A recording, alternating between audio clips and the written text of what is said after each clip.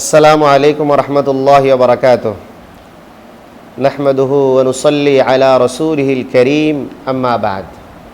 সম্মানিত দর্শক শ্রোতা, আজ আপনাদের সামনে আমি একটি নতুন বিষয় নিয়ে কথা বলতে যাচ্ছি। আমি কয়েকদিন ধরে একটা বিষয়ে চিন্তা ভাবনা গভীরভাবে চিন্তা করছিলাম এবং এই বিষয়ে সকলের হয়তো আপনাদের চিন্তা ভাবনা রয়েছে।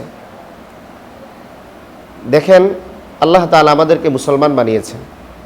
আমাদের দেশের 92% মুসলমান।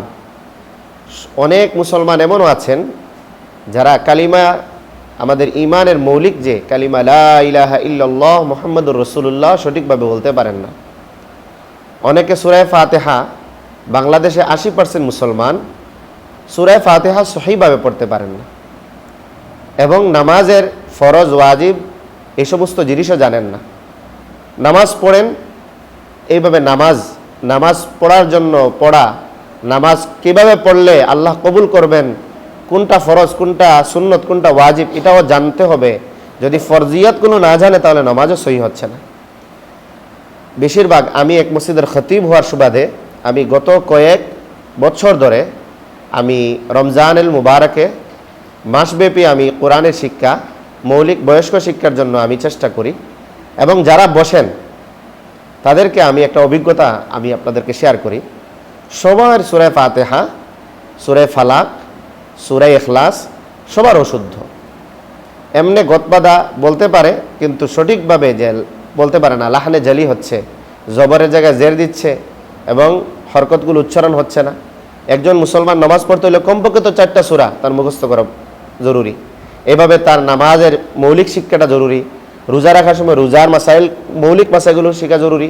এইভাবে তার হজে গেলে, হজে যাওয়ার সময় হজের মৌলিক বিষয় জানা জরুরি এবং জাকাত যদি কোনো কারোর উপর আবশ্যক হয় জাকাতের মৌলিক বিষয় জানা জরুরি। এইভাবে কেউ যদি ব্যবসা করে, ইসলামে ব্যবসায়িক নীতিও তার জন্য শেখা জরুরি। এটাকে সংক্ষেপে আমরা যেটা বলি যে ফরজে আইন শিক্ষা, যা না শিখলে আমরা সকলে গুনাহগার হচ্ছি, অবশ্যই শিখতে হবে।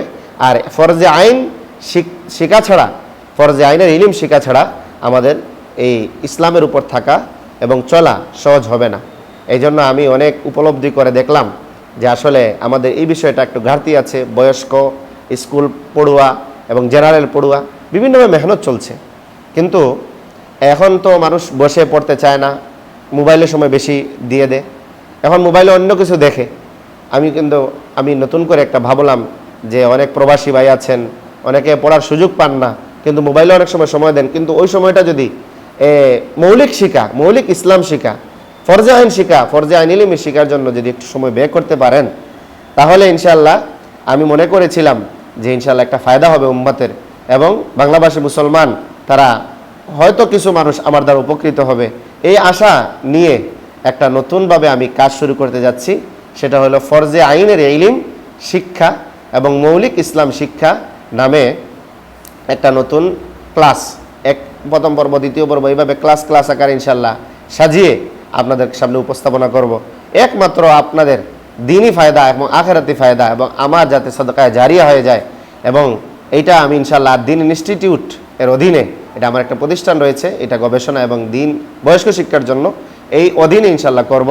আপনারা সবাই দোয়া করবেন আল্লাহ তাআলা যাতে এই কাজটাকে কবুল করেন এবং ফরজে আইনের ইলম আমাদের সকলের আল্লাহ তাআলা দান করেন এবং জরুরিয়াতে দিন শিখে আমরা যাতে ইসলামের উপর চলতে পারি এবং দুনিয়াতে সুখ শান্তি লাভ করতে পারি এবং আখিরাতে আল্লাহ তাআলার সান্নিধ্য লাভ করে জান্নাতুল ফিরদাউসের মেহমান হইতে পারি, এই আশা ব্যক্ত করে আমি আপনাদের এই আরজি পেশ করে আমি আমার কথা শেষ করলাম।